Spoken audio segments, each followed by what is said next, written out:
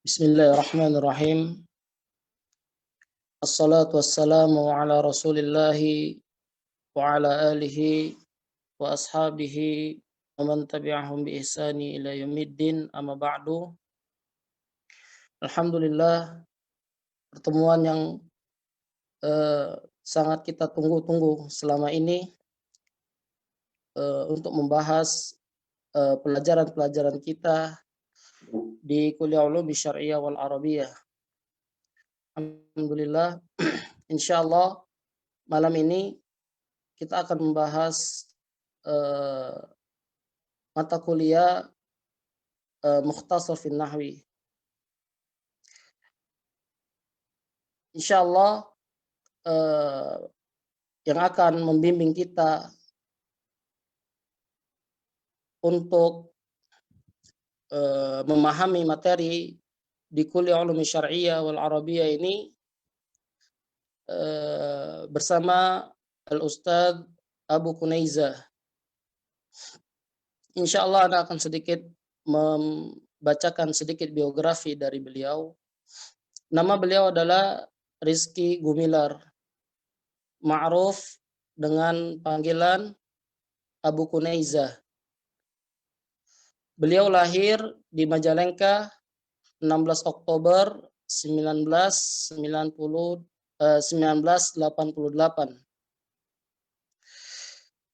Alhamdulillah, beliau sudah menempuh pendidikan yang Masya Allah kita telah ketahui. Dan terakhir beliau telah menyelesaikan gelar doktor ya di King Saud University Riyadh. Beliau spesialis di dalam usul nahwu.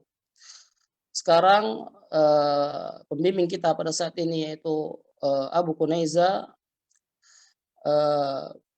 sebagai pembina program di Nadwa yang insya Allah ini telah ma'ruf di Indonesia.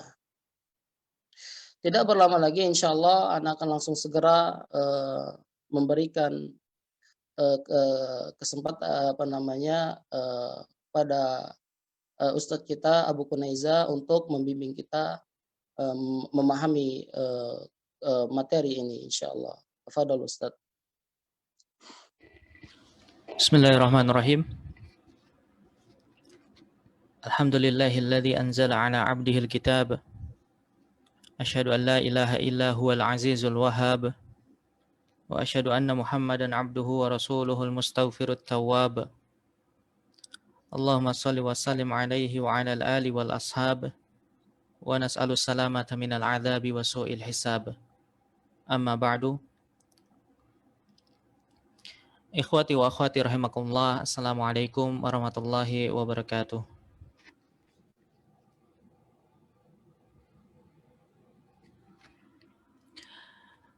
Suara jelas terdengar?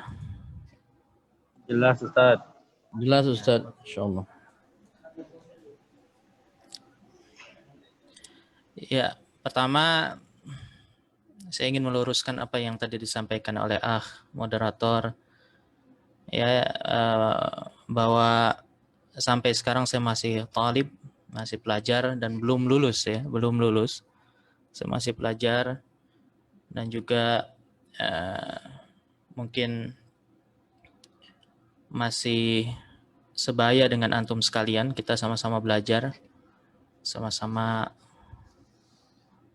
thalabul ilmi, sehingga nanti kalau ada kesalahan, ada keliru, mohon diluruskan, dikoreksi, sehingga di sini kita terbuka saja, kita diskusi ya. Kalau ada nanti di sela-sela ada pertanyaan ya, semoga nanti saya bisa cek bagian chat. Kalau tidak nanti diingatkan di moderator kalau ada pertanyaan apa, mungkin saya tidak melihat. Baik, untuk mempersingkat atau menghemat waktu, kajian kita ini mengenai sebuah kitab Al-Mukhtasar fi Nahwi, dan jujur saja pertama kali saya ditawari untuk bergabung menjadi bagian dari tim pengajar di KUSA ini. Saya tanyakan terlebih dahulu kitab apa yang akan dijadikan muqarrar, ya, dijadikan panduan. Kemudian saya diberitahu bahwa judul kitabnya adalah Al-Mukhtasar fin Nahwi karya Dr. Khalid Al-Juhani. Dan jujur ini saya baru mendengar kitab ini dan belum pernah membaca sebelumnya. Namun setelah saya membaca bagian muqaddimah, saya dapati bahwa sasaran dari kitab ini yang disampaikan oleh penulis adalah untuk pemula, di mana penulis menyebutkan di bagian muqaddimah, kalau antum sekalian mendownload kitabnya bisa dicek, ya, di bagian muqaddimah. Di sini disebutkan di halaman keempat, waqad qasadtu bihadzal kitabi taisira ilmin nahwi lil mubtadiin, bahwasanya tujuanku dari kitab ini, yakni menulis kitab ini, adalah untuk memudahkan ilmu nahwu bagi pemula, lil mubtadiin. Akan tetapi kita dapati kitab ini adalah kitab yang tebal, ada sekitar 400 halaman, dan full semuanya ini tanpa harokat, artinya betul-betul kitab gundul. Inilah yang disebut kitab gundul. Dan tentu kita semua mengetahui bahwa umumnya kitab nahwu untuk pemula itu adalah biasanya berupa lembaran-lembaran yang tipis. Ya, kita ambil contoh saja Jurumiyah, tidak sampai 20 halaman, ya, 17 halaman, atau kitab lainnya yang semisal kitab yang kontemporer seperti An-Nahwu Shagir atau yang semisal. Ya, itu kitab-kitab yang tipis. Sehingga dengan kitab yang tipis tersebut bisa diharapkan selesai dalam beberapa majelis saja. Dan biasanya untuk pemula ini full harokat, tidak gundul seperti ini. Nah, sehingga dari sini perlu antum perhatikan bahwa pemula yang dimaksud oleh penulis di sini adalah pemula di level perguruan tinggi, yakni seperti kita sekarang ini level S1 misalnya. Tingkat S1, bukan dari nol misalnya setingkat SD. Seandainya saja muqarrar yang dibahas di perkuliahan ini adalah kitab mungkin kitab-kitab yang belajar untuk muhadasah atau yang semisal, tentu materi yang lain ini tidak akan terkejar, karena di semester ini antum juga dapat akidah, kemudian fikih, usul fikih, ada mustalah hadis dan yang lain-lain. Maka bagaimana bisa memahami semua muqarrar yang lain ini jika level antum masih di misalkan bahasa Arabnya setingkat SD misalnya. Ya, gitu. Jika kita hanya mempunyai kesempatan untuk mempelajari ilmu alat bersamaan dengan bahan yang hendak diolah oleh alat tersebut, yakni ilmu din, maka kita semestinya idealnya itu lebih bergegas menguasai dulu alatnya lebih cepat daripada menguasai bahannya. Namun dari sisi keunggulan pada kitab ini adalah ia memiliki banyak sekali soal latihan. Ya, dia punya banyak soal latihan, ada tabel-tabel, bahkan di setiap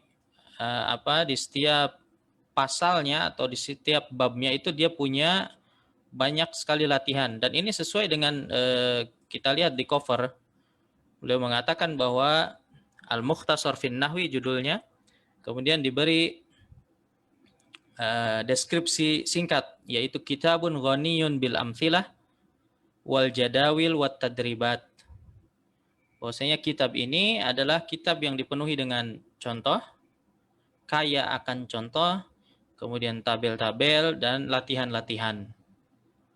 Dan ini semua tentu membantu untuk mengasah kemampuan siswa dan memudahkan dalam pemahaman.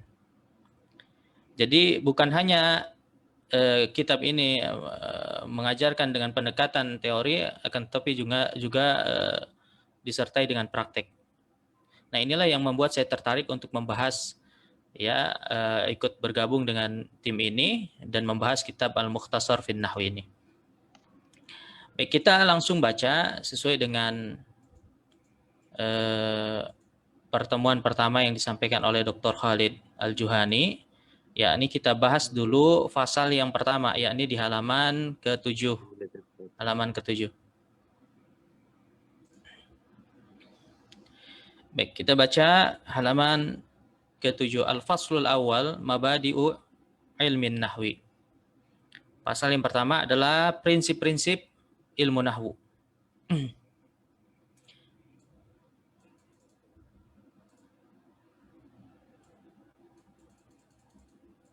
Beliau penulis hafizahullah ta'ala berkata, "I'lam ya talibal ilmi, ketahuilah wahai para penuntut ilmu."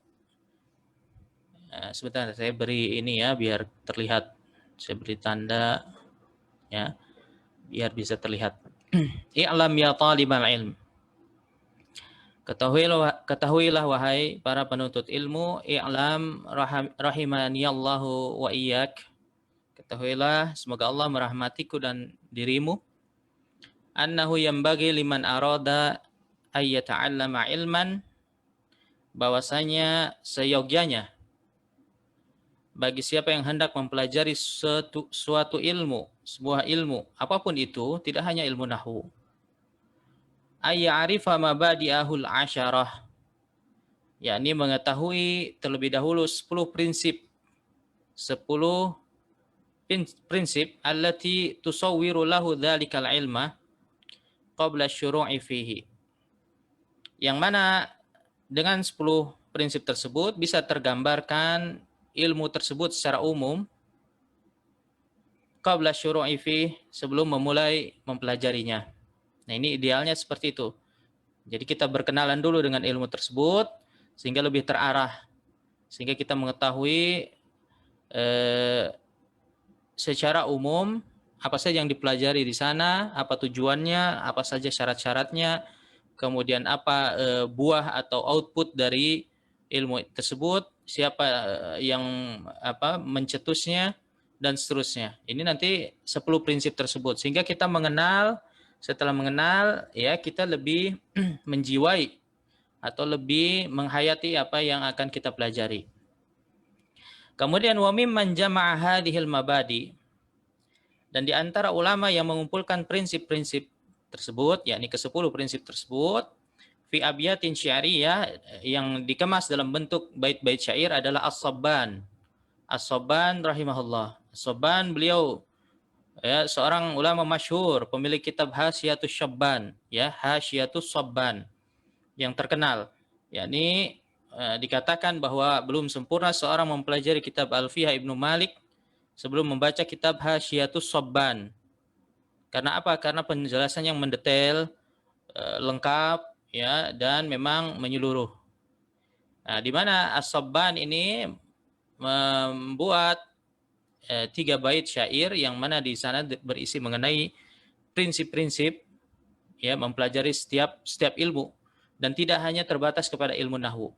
Fi qaulihi inna mabadi kulli fannin asyarah, al-haddu wal mawdu'u thumma thamarah, nisbatun wa fadduhu wal wadi' wal ismul istimdadu hukmu syari', masailu wal ba'du bil ba'di iktafa wa man daral jami'a hadza syarafa. Kata beliau rahimahullah, ya, kita artikan dulu secara umum. Inna mabadi, sesungguhnya prinsip-prinsip kulli fannin, setiap ilmu itu ada asyarah, ada 10. Ya, prinsip dalam mempelajari setiap ilmu, cabang ilmu apapun itu, kulli fannin, ya, mau akidah, sorof, mau fikih, mustalah hadis, ya, apapun itu, tafsir, termasuk ke semua ilmu itu, bahwasanya prinsipnya itu ada 10. Yang pertama al-haddu, yaitu adalah pengertian.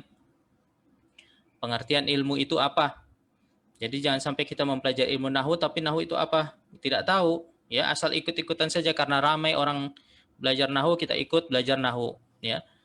Ternyata belum paham apa itu nahu, dikiranya nahu itu adalah mempelajari menghafal kosakata misalnya, atau mempelajari makharijul huruf, dikiranya ya, disangkanya, atau misalnya dikiranya mempelajari imla khat, ya, cara menulis yang benar yang betul, atau dikiranya mempelajari perubahan setiap kata atau tasrif, atau dikiranya mempelajari uslub-uslub dalam penyampaian suatu ucapan dengan indah, ya, itu semua tidak dipelajari dalam nahwu, ya, semua ada cabang ilmunya tersendiri. Maka perlu diketahui pengertian ilmu nahwu itu apa. Kemudian yang kedua, wal maudhu', objek, sasaran, ya, objek apa yang dipelajari dalam ilmu nahwu itu perlu juga diketahui. Yang kedua. Kemudian tsumma samarah.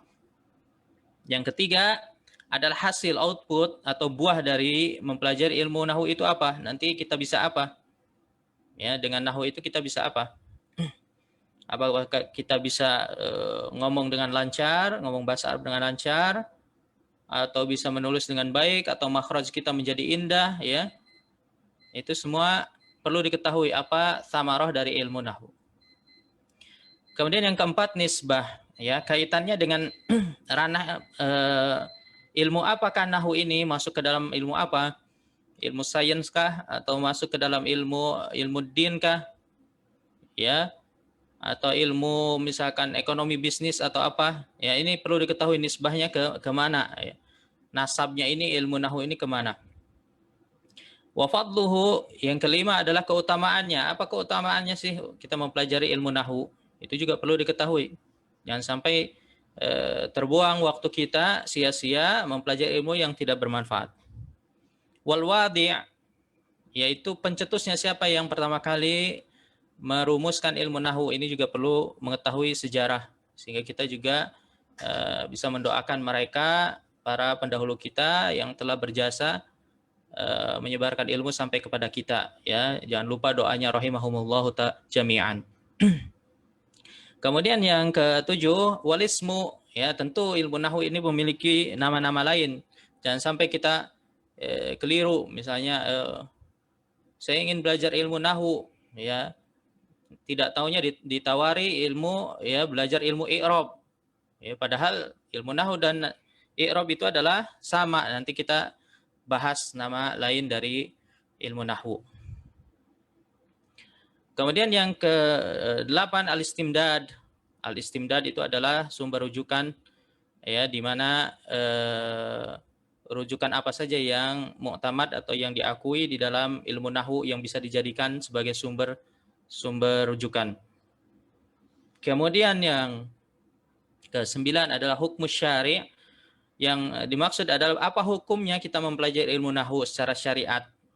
Ya, karena syariat itu ada hukumnya, apakah dia wajib atau sunnah, ya, atau makruh atau haram. Kita perlu tahu itu. Dan yang ke-10 adalah masail. Masail ini adalah bab-bab apa saja yang dipelajari di dalam atau dibahas di dalam ilmu nahwu tersebut. Wal ba'du bil ba'di iktafa. Maksudnya iktafal ba'du bil ba'di. Sebagian orang itu merasa cukup dengan sebagian prinsip ini. Artinya tidak semuanya dikaji. Dari 10 ini mungkin hanya 5 saja yang dibahas, ya, atau 6 diantaranya saja boleh, ya. Tidak mengapa, dipilih silahkan, tidak harus semuanya ini dibahas. Akan tetapi waman darul jami'a, ya, idealnya bagi siapa yang mengetahui ke-10-10-nya ini, hazaz syarafa, maka dia telah memperoleh apa? Kemuliaannya, arti keagungan, atau dia sudah mengenal ilmu nahwu secara keseluruhan. Karena memang tidak kenal itu tidak sayang. Tidak sayang bagaimana kita mau mempelajari, ya. Jangankan sayang, tidak ada perhatian, maka, ya, masuk telinga kiri, kemudian keluar telinga kanan. Maka salah satu kunci untuk menguasai suatu suatu ilmu adalah mengenal dan cinta, ya, mengenal kemudian baru jatuh cinta. Kemudian faman alima hadhil mabadi al-asyarah, barang siapa yang mengetahui 10 prinsip ini, ahata bil ilm, maka dia akan meliputi, akan menguasai ilmunya insyaallah taala, tentu dengan taufik dan pertolongannya. Wa tasawwarahu tasawwuran jayyidan, maka akan terkonsep dengan konsep yang baik, ya, tergambarkan di benaknya apa yang akan hendak dia pelajari karena dia sudah mengenalnya. Mimma yu'ahiluhu lidukhuli fi dirasatihi dirasatan ta'siliyah. Yang mana ya sehingga dia bisa memantapkan diri ketika memulai mempelajarinya dengan pemahaman yang taksil, yang kokoh ya.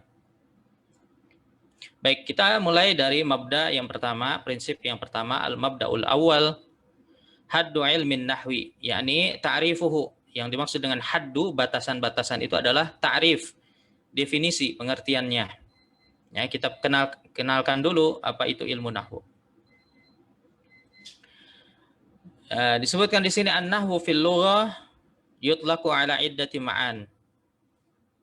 Bahasanya ilmu nahwu secara bahasa itu bisa dipahami dengan beberapa makna, di antaranya minha. Yang pertama asyabah. An-nahwu secara bahasa artinya syabah wal mithl, yakni mirip atau identik atau sama. Ya. Kakaulikan Zaidun nahwu Amr. Ya, sebagaimana ucapanmu Zaid nahwu Amrin. Maksudnya apa? Shibhuhu, ay shibhuhu wa mithluhu. Yakni Zaid itu mirip dengan Amr. Zaidun nahwu Amrin. Artinya Zaidun shibhu Amrin atau mithlu Amrin. Jadi nahwu secara bahasa yang pertama adalah mithlu atau syabah. Yang kedua al-miqdaru wal kamiyah. Yakni nahwu itu adalah ukuran. Ukuran. Kaqaulika ma'i nahwu kilo. Bersamaku ada sekitar 1 kilo. Ai ma yusawi kilo. Yakni yang setara dengan 1 kilo. Jadi nahwu itu artinya setara atau seberat atau sebesar. Ya, intinya dia adalah ukuran atau takaran. Yang ketiga nahwu itu artinya jihah, arah, al-jihah. Kaqaulika safartu nahwa Makkah. Aku pergi ke arah Mekah, ai jihata Makkah, yakni ke arah atau menuju Mekah. Yang keempat, nahwu itu artinya apa? Al-qasdu, yakni tujuan atau maksud. Kaqaulika nahautu nahwak, nahautu nahwaka. Artinya apa? Ai qasadtu qasdak. Aku mengikuti pendapatmu, aku sependapat denganmu, atau aku satu tujuan denganmu. Nah, itu maksud dari nahwu, yaitu al-qasdu. Baik, adapun nahwu itu tadi secara bahasa, sekarang secara istilah. Menurut istilah apa nih? Nahwu karena kan berbeda. Nahwu yang dimaksud dengan para ulama nahwu itu bukan nahwu itu, ya, bukan keempat makna yang tadi disebutkan. Wan nahwu fi istilahil ulama. Adapun nahwu menurut istilah ulama itu ada apa? Huwal ilmu bil qawaid. Adalah ilmu kaidah. Ilmu kaidah. Namanya kaidah itu kan ada rumus, ya. Kaidah itu adalah rumus. Allati yu'rafu biha ahwalu awakhiril kalimatil arabiyyah. Yang mana dengan ilmu tersebut bisa diketahui kondisi akhir setiap kata dalam bahasa Arab. Ya, ahwalu awakhiril kalimat al-arabiyyah. Nah, fi hali tarkibiha, ya, tidak cukup sampai di sana, tidak hanya kita mempelajari kondisi akhir setiap kata, ya, karena kalau kita hanya mempelajari kondisi akhir setiap kata, maka ya kitabun misalnya qalamun diakhiri dengan dhammah, itu kita bahas, tidak bisa dalam ilmu nahwu. Ada pembatas di sini fi hali tarkibiha, yakni ketika dia tersusun antara satu kata dengan kata yang lainnya sehingga membentuk sebuah kalimat. Nah, ini yang paling penting. Ya, karena kita tidak membahas akhiran kata ketika ia berdiri sendiri. Misalnya kitabun apa i'rabnya, tidak bisa. Ya, karena dia bukan fi halit tarkib, dalam kondisi tersusun, tidak. Dia kondisinya satu kata. Dan ini tidak bisa dibahas di dalam ilmu nahwu.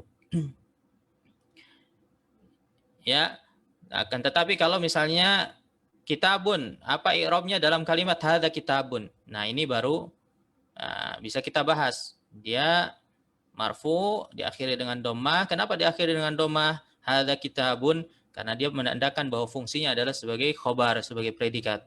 Nah, ini baru bisa dibahas.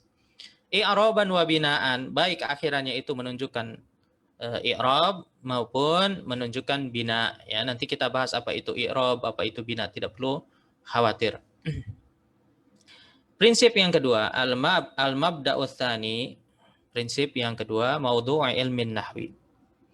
Yakni objek pembahasan dalam ilmu nahwu, apa saja yang dibahas, ya, atau objek apa yang menjadi bahan untuk perbincangan dalam ilmu nahwu, yaitu tadi yang sudah disebutkan pada definisi al-kalimatul arabiyyah, yakni semua kata ya dalam bahasa Arab. Semua kata dalam bahasa Arab min haitsu ikhtilafu al-ahwalid dakhilah 'alaiha. Yakni ditinjau dari sisi perubahan kondisi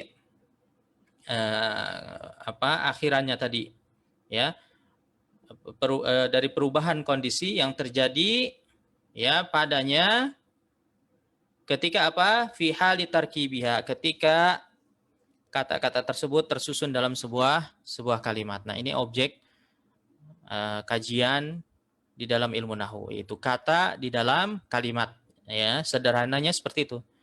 Akhiran kata dalam kalimat. Kemudian al-mabda'u tsalits,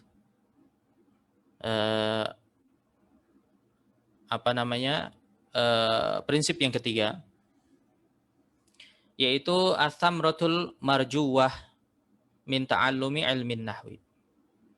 Apa sih buah yang diharapkan? As-samratul marjuwah itu buah yang diharapkan, output yang diharapkan min ta'allumi ilmin nahwi, ya, dari mempelajari ilmu nahwu. Apa sih yang diharapkan? Nah, ini di sini ada tujuannya. Ada tujuannya mempelajari ilmu nahwu. Minats tsamaratil marjuwah min ta'allumi ilmin nahwi. Di antara buah yang diharapkan dari mempelajari ilmu nahwu adalah yang pertama, fahmul Qur'anil Karim. Memahami Al-Qur'anul Karim wal hadisi an-nabawi, dan hadis Nabi, fahman sahihan, dengan pemahaman yang benar, yang sahih, yang tepat. Nah, ini harapan yang pertama dari mempelajari ilmu nahwu ini, dan ini puncaknya, ya, makanya posisikan di nomor pertama. Yang kedua, idraku i'jazil Qur'anil Karim, yakni mengetahui mukjizat Al-Qur'an dari sisi bahasa, tentunya dari sisi bahasa, wal wuqufu ala asrarihi, dan mengungkap rahasia-rahasia yang memang belum diketahui dalam Al-Qur'an. Dan tentu sampai detik ini mukjizat Al-Qur'an masih terus ada, ya, masih tidak akan ada habis-habisnya. Tentu ini adalah menjadi tugas kita semua, ya, di mana kita mempelajari ilmu nahwu untuk tujuannya adalah mengungkap itu pedoman hidup kita. Kemudian yang ketiga, ya, buah yang ketiga adalah siyanatul lisan an khata'in nutq, yakni menjaga lisan dari salah ucap, menjaga lisan supaya tidak salah ucap. Wal yad an khata'il kitabah, dan tangan dari salah tulis, yang kita menulis menulis kalimat dalam bahasa Arab supaya tidak salah-salah.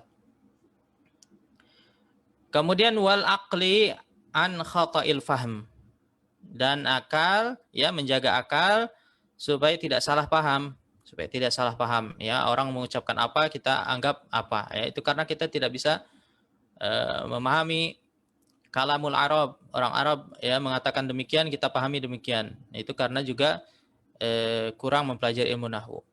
Dan yang terakhir, wal jawarihi an khata'il amal, yakni untuk menjaga anggota tubuh dari salah langkah, salah amalan. Nah, di sini, ya, sambil kita biar diskusi, ya, Kalau antum perhatikan thamrah yang terakhir, al-akhirah yang terakhir ini, buah yang terakhir, wal jawarihi an khata'il amal. Bahwasanya nahwu itu mampu menjaga anggota tubuh dari salah amalan. Ya, siapa yang bisa jawab? Apa kaitannya nahwu dengan amalan badan? Ya, bukankah nahwu itu hanya berkaitan dengan lisan? Apa kaitannya dengan amalan badan? Ada yang bisa jawab? Bisa dengan tulisan? Biar ramai, pakai tulisan aja ya.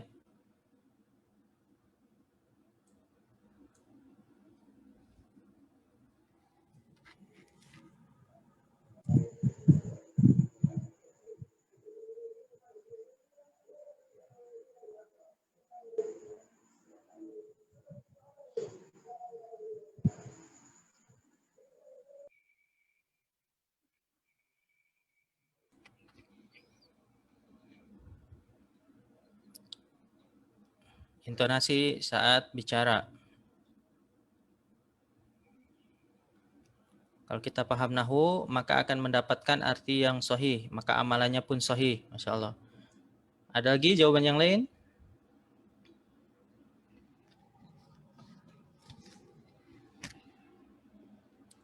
Nah, agar tidak salah dalam mempraktikkan hadis yang berkaitan dengan ibadah ya atau ayat. Masya Allah, ya bagus-bagus ini jawabannya. Ada yang mau coba lagi?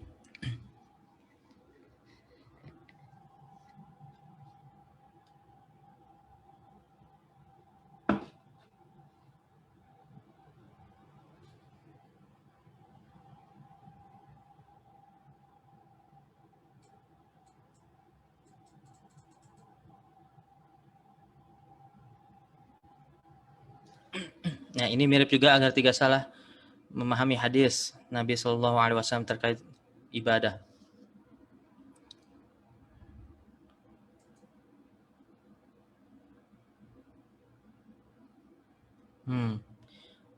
Ini bagus juga, ibarat pisau, kita akan bisa membedah intisari ilmu-ilmu dinul Islam dengan nahwu ya. Berkaitan antara pikiran, perkataan, dan perbuatan. Iya, betul. Insyaallah.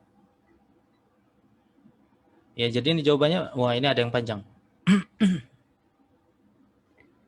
Karena kembali ke tujuan awal kita mempelajari ilmu nahwu untuk memahami dalil Al-Quran dan hadis secara benar. Jadi maksud dari menjaga badan dari salah amal adalah untuk memahami dalil nas dengan baik.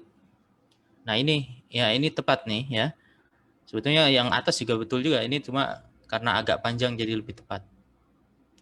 Ya, jadi tadi sudah disampaikan ya tujuan atau samroh yang utama dari mempelajari ilmu nahwu adalah memahami Al-Quran dan hadis dengan pemahaman yang sahih, yang benar. Ya, sehingga sebetulnya samroh atau tujuan menjaga tubuh dari kesalahan amalan dalam berbuat itu adalah tujuan utama daripada menjaga apa? Menjaga lisan. Ya. Jadi justru yang apa al-jawarih ya yakni siyanatul jawarih an khata'il amal ini adalah tujuan utama daripada apa? Siyanatul lisan an khata'in nutqi. Karena kita melihat dari tadi poin pertama ya, dan memang tujuan awal dari dirumuskannya ilmu nahwu sejak pertama kali dicetuskan oleh Khalifah Amirul Mukminin Ali bin Abi Thalib adalah untuk apa? Radhiyallahu an adalah untuk menghindari lahan atau kesalahan di dalam Al-Qur'an. yakni agar kaum muslimin yang mana mereka ini ya, karena ketika itu Islam sudah tersebar ke seluruh penjuru dunia ya, agar kaum muslimin yang non Arab ini bisa membaca dan memahami Al-Qur'an dengan tepat, dengan sahih. Dan seorang muslim jika telah memahami maksud Al-Quran dan As-Sunnah dengan sahih, tentu dia akan beramal sesuai dengan syariat. Ya, sebagaimana yang antum tadi sampaikan. Ya, adapun menjaga lisan dari kesalahan ucap itu adalah tujuan sekunder. Ya, samroh far'iyah. Samroh far'iyah sebagaimana disampaikan oleh Syekh Al-Hazimi di kitabnya Fathur Rabbil Bariyah. syarah Manzumah Ubaidi Rabbih, di mana beliau mengatakan wa thamratu ilmin nahwi faidatu, bahwasanya buah dari ilmu nahwu dan faidahnya adalah annahu miftahun li fahmi syariah, yakni ia adalah kunci untuk memahami syariat.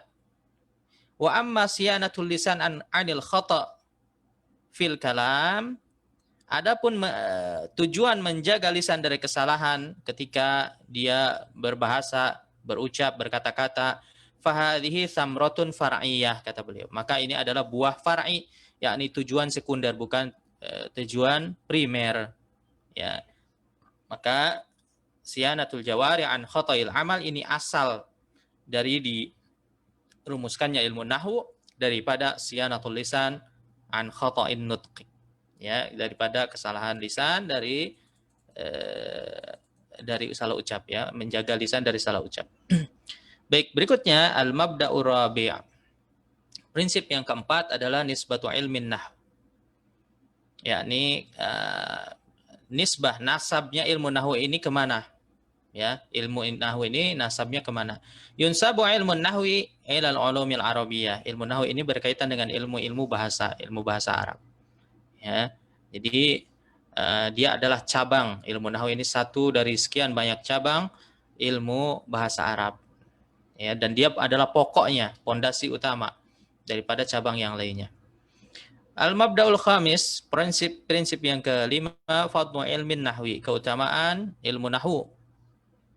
Nah, di sini penulis hanya menyebutkan secuil saja dari keutamaan ilmu nahwu, karena nanti di pasal yang kedua setelah ini itu akan disebutkan qaul salaf, ya, ulama salaf mengenai keutamaan bahasa Arab secara panjang lebar, sehingga di sini hanya sedikit saja di antaranya beliau nukilkan. Kata beliau, ilmu nahwi fadluhu azimun jiddan. Bahwasanya ilmu nahwu itu keutamanya sangat besar. Id bihi yumayyizul kalamu sahih min saqimihi.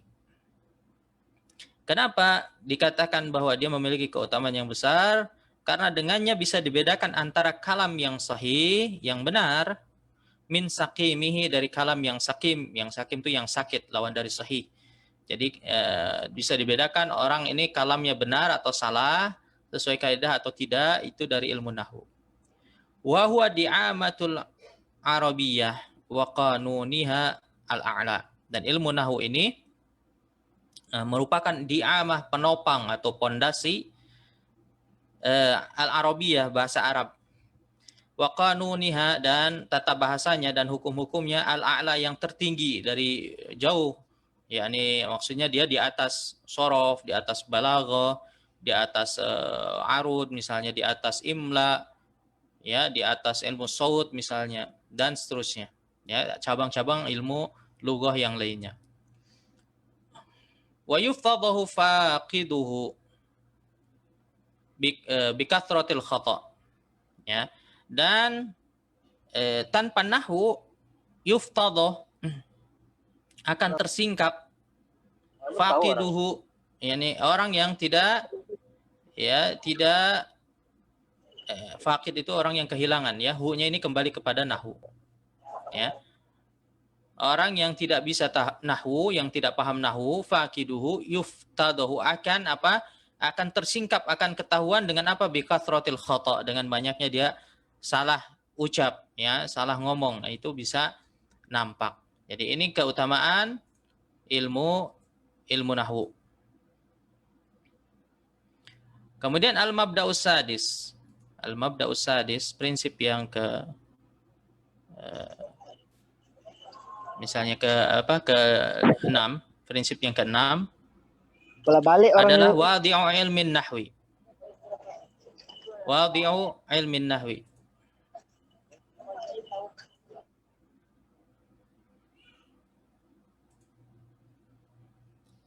Mohon di silent ininya, mic-nya, atau moderator bisa ini bantu ini mute, ya. Baik. Prinsip ke-6, wadi'u ilmin nahwi. Siapakah pencetus ilmu nahwu? Wadi'u usuli ilmin nahwi, pencetus ya usul, pondasi ya atau dasar ilmu nahwu, huwa Abul Aswad Ad-Du'ali rahimahullah taala. Abul Aswad Ad-Du'ali. Wasabab fi wad'ihi, dan Abul Aswad Ad-Du'ali ini wafat pada tahun 69 Hijriah ya. 69 Hijriah. Apa penyebabnya? Apa motivasi beliau untuk merumuskan ilmu nahwu ini? Di sini ada kisah singkat. Anna Abul Aswad dakhala ala ibnatih. Bahwasanya suatu saat, suatu ketika Abul Aswad ini dakhala ala ini bukan masuk. Artinya kalau dakhala kemudian diikuti dengan ala, artinya berjumpa ya atau berkunjung. Ya. Karena tidak mungkin dakhala ya masuk ke putrinya, bagaimana? Kalau masuk ke rumah masih masuk akal. Ya, kalau dakhala ila ya itu masuk. Kalau dakhala ala artinya berjumpa atau berkunjung ya, mengunjungi putrinya. Faqalat lahu, maka putrinya berkata, "Ya abati ma asyaddul har." Ya abati ma asyaddul har. Wahai ayahku, maksudnya adalah artinya panas sekali. Ya, hari ini panas sekali cuacanya atau hawanya. Fadhannaha tas'aluhu, maka sang ayah mengira bahwa putrinya ini sedang bertanya. Wa tastafhamu minhu, ya, menanyakan apa itu yang paling panas. Ya, ai di sini disebutkan ayu zamanil hari asyaddu, yakni waktu yang mana yang paling panas. Ya, waktu yang mana yang paling panas. Faqala laha, maka Abul Aswad berkata kepadanya, Syahrul Safar. Tentu ya waktu yang paling panas itu adalah bulan Safar. Kenapa? Karena memang bulan Safar ini bulan yang puncaknya saifiyah, puncaknya musim panas di Arab ya. Faqalat, maka putrinya berkata, ya abati innama akhbartuk. Wahai ayahku, aku ini sedang memberitahumu, walam as'aluk, bukan bertanya. Yakni aku memberitahu bahwasanya hari ini sangat panas. Ya, kenapa bisa miskomunikasi seperti itu? Karena kesalahan putrinya mengatakan ma asyadul har. Ya, yang menjadi poin titik kesalahannya itu di sini. Di domahnya asyaddu. Ya, di domahnya asyaddu. Semestinya dia mengatakan ma asyaddal har. Ma asyaddal har. Artinya ini takjub, bentuk takjub. Sehingga satu saja kesalahan harokat bisa terjadi miskomunikasi. Ya, bisa terjadi salah tangkap antara yang berbicara dengan yang mendengarkan. Maka dari itu, ya, Abul Aswad berinisiatif untuk mengunjungi Amirul Mukminin. Fa'ata Amirul Mukminin Ali bin Abi Thalib radhiyallahu anhu. Maka atas kejadian itu Abul Aswad pun mengunjungi Amirul Mukminin dan berkata, faqala ya Amirul Mukminin, dhahabat lughatul Arab. Ya, bahasa Arab itu mulai pergi, mulai memudar. Lamma khalatil ajam, semenjak apa? Bercampurnya dengan bahasa ajam, bahasa non-Arab. Mulai sedikit demi sedikit terkikis. Wa ausyaka in tatawala 'alaiha zaman, ya, in tatawala 'alaiha zamanun an tadmahil, ini yang betul tadmahil ya, bukan tadmahil. Bisa dikoreksi di kitab antum. Ya, yang betul adalah tadmahil. Maka kata Abul Aswad, lama kelamaan seiring berjalannya waktu, ya, pasti bahasa ini akan punah pula. Tadmahil, antadmahil, ya, tadmahil bukan tadmahil, tadmahil lah. Artinya punah, akan hilang, akan sirna. Ya, kalau kita biarkan, kata Abul Aswad, pasti akan hilang juga sebagaimana umumnya bahasa yang tidak terjaga seperti bahasa Shakespeare ya, bahasa Inggris, bahasa Yunani. Lama kelamaan kalau tidak dijaga akan hilang juga. Faqala lahu, maka Amirul Mukminin kemudian berkata, "Mengapa? Wa madadaka? Memangnya ada apa?" Ya. Mengapa bisa demikian? Maka fa akhbarahu khabara ibnati. Diceritakanlah kisahnya tadi dengan putrinya. Fa'amarahu Aliyun radhiyallahu anhu ayyadha'a ilman nahwi. Maka ketika itu Ali pun memerintahkan untuk merumuskan ilmu nahwu. Wa amla alaihi, kemudian Ali di sini mendiktekannya, ya, sebagai muqaddimah. Bahwasanya kata Khalifah Ali, al-kalamu kulluhu la yakhruju an ismin wa fi'lin wa harfin ja'a li ma'na. Bahwasanya kata Ali, seluruh kalam itu tidak luput dari isim, fi'il dan huruf yang bermakna. Nah, maka atas dasar ucapan Ali ini, ya, sebagian ulama berpendapat bahwa pencetus ilmu nahwu yang pertama kali itu bukan Abul Aswad, tapi siapa? Ali bin Abi Thalib. Ya, kenapa? Karena Ali bin Abi Thalib yang mendahului prolog dari dirumuskannya ilmu nahwu tersebut dengan ucapannya al-kalamu kulluhu la yakhruju an ismin wa fi'lin wa harfin ja'a li ma'na. Tsumma rasama usula ilmin nahwi kullaha. Ya, kemudian Abul Aswad ini mencatat seluruh usul, ya, dasar-dasarnya saja, dasar-dasar ilmu nahwu yang penting, ya, misalnya fa'il itu rofa, ya, maf'ul bi itu mansub, ya, dan seterusnya. Walaupun kitabnya Abul Aswad Ad-Du'ali belum ditemukan sampai sekarang, ya, jadi tidak tahu, tapi yang jelas itu baru pondasinya saja, ya, disebutkan oleh para ulama demikian. Fanaqalahan nahwiyun wa farra'uha. Kemudian baru setelah itu ulama nahwu mengambilnya dan mengembangkan ilmu nahwu tersebut menjadi lebih detail lagi. Baik, itu mabda yang ke-6. Sekarang al-mabda'us sabi' ismu ilmin nahwi, ya, ismu ilmin nahwi. Nama lain dari ilmu nahwu. Min asma'i ilmin nahwi ilmul i'rab, ya, ilmu nahwi ilmul i'rab, qawaidul i'rab. Nah, ini di antara nama lain ilmu nahwu itu adalah ilmu i'rab atau qawaidul i'rab. Intinya sama, yaitu adalah ilmu nahwu juga. Al-mabda'u tsamin, prinsip yang ke-8, istimdadu ilmin nahwi, ya, yaitu sumber ilmu nahwu yang bisa dijadikan syawahid, yakni rujukan-rujukan sebagai bukti, ya, yang bisa dijadikan dalil. Yastamiddu ilmu nahwi madatahu min thalathati masadir. Maksudnya ilmu nahwu ini bisa, ya,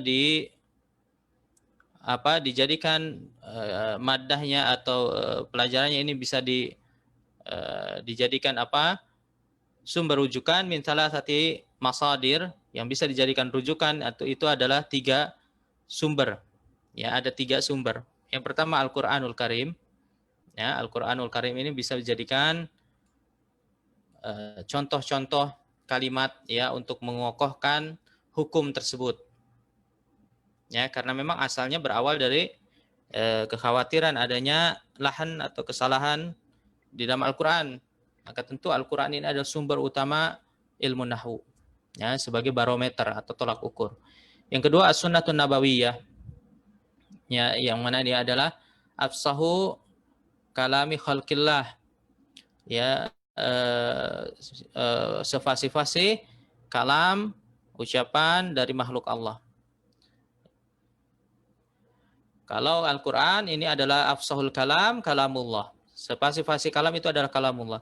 Sedangkan afsahu kalami khalqillah, ucapan makhluk Allah yang paling fasih itu adalah as-sunnatun nabawiyah.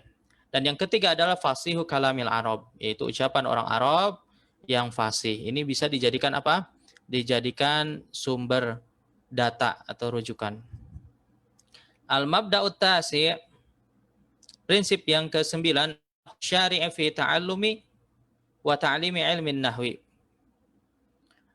Yakni hukum menurut syariat, hukum mempelajari dan mengajarkan ilmu nahwu, ya, itu apa? Disebutkan di sini hukmu ta'allumi ilmin nahwi wa ta'limihi fardu kifayah. Ya, ini hukumnya adalah fardu kifayah. Menurut ya jumhur ulama, meskipun ada sebagian ulama yang mengatakan dia fardul ain.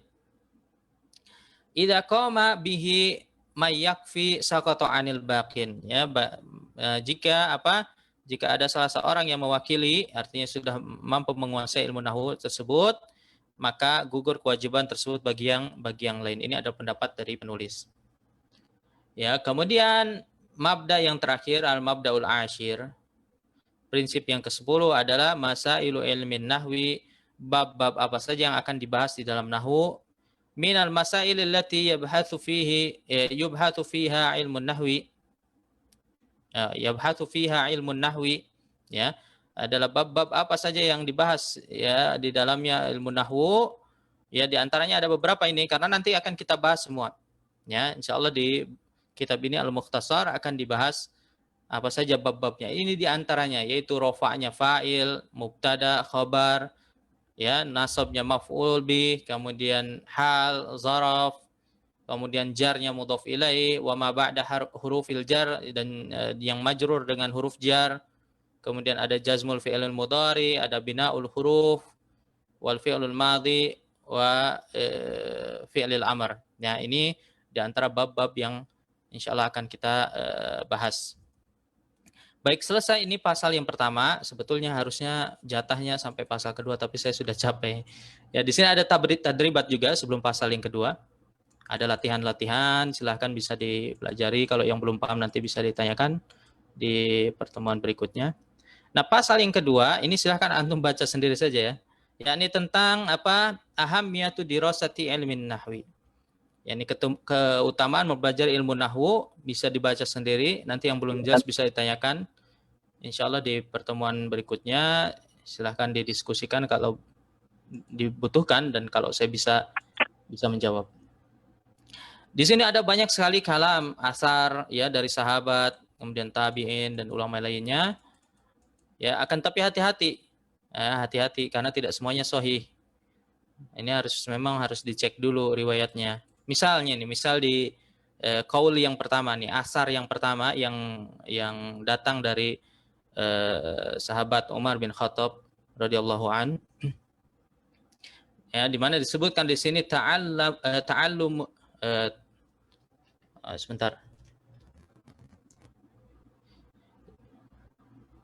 Ta'allamul arabiyyata fa innaha tuthabbitu atau tuthbitul aqla, ya, wa tazidu fil muru'ah. Ini terkenal ini ucapan ini. Pelajarilah bahasa Arab. Kenapa? Karena sungguhnya ia mampu mengokohkan akal dan menambah muru'ah, yakni menambah kewibawaan. Ini ucapan yang terkenal sekali. Ya, meskipun dan secara makna memang betul. Ya, benar. Para ulama juga menyebutkan demikian. Karena memang bahasa itu secara umum ya mampu mencerdaskan. Ya, orang yang bisa, yang istilahnya yang poliglot itu bisa banyak bahasa, lebih dari 2 bahasa atau 3 bahasa, itu biasanya dia cerdas, memiliki kecerdasan yang lebih karena dia bisa berpikir dengan pola pikir yang berbeda. Ya, satu berpikir dengan cara berpikir orang Arab, satu berpikir cara berpikir orang Indonesia, ya, atau dengan bahasa lainnya. Semakin banyak bahasa yang dia kuasai, maka insya Allah akan semakin mengasah akalnya. Secara umum makna dari asar ini betul. Ya, fa innaha tuthbitul aqla, dia mengokohkan akal. Wa tazidu fil muru'ah, menambah kewibawaan. Tentu saja kita ngomong sama orang Arab pakai bahasa mereka tentu dihormati daripada pakai bahasa asing. Ya, misalkan orang bule datang ke Indonesia pakai bahasa Indonesia tentu lebih dihormati daripada dia pakai bahasa Inggris. Ya, secara umum yang demikian. Dan ini fakta betul. Akan tapi kata Al-Imam Bukhari ya di kitab At-Tarikhul Kabir, bahwasanya asar ini, ya, perawi dari asar ini yaitu Abu Muslim namanya, adalah orang yang majhul, tidak dikenal. Sehingga penisbahan asar ini kepada Umar bin Khattab itu tidak benar, ya, tidak benar. Ya, ada sebagian yang mengatakan bahwa ini adalah ucapannya Al-Imam Syafi'i. Ya, maka dari itu ini perlu dipilih ya. Asar-asar ini tidak semuanya sahih. Tidak semuanya sahih meskipun secara makna betul. Itu saja yang bisa saya sampaikan. Mohon maaf jika ada kekurangan dan saya kira tidak ada pertanyaan ya. Ini hanya mukaddimah saja. Saya kira tidak untuk dipertanyakan mukaddimah kecuali kalau sudah masuk materi ya. Baik, saya kembalikan lagi ke moderator atau bagaimana ini? Nanti biar diselesaikan. Karena waktu juga sudah 1 jam ini. Sudah cukup ya moderator? Ya, Ustaz, sabar Ustaz, langsung ditutup aja, Ustaz. Iya. Baik, antum mau tutup atau saya undur diri dulu kalau gitu? Baik, mohon maaf jika ada kesalahan dan semoga yang sedikit ini bermanfaat. Insyaallah kita bertemu lagi di pekan depan. Sallallahu ala nabiyina Muhammad wa ala alihi wa ashabihi wasallam. Wassalamualaikum warahmatullahi wabarakatuh. Jazakumullahu khaira. Waalaikumsalam warahmatullahi wabarakatuh.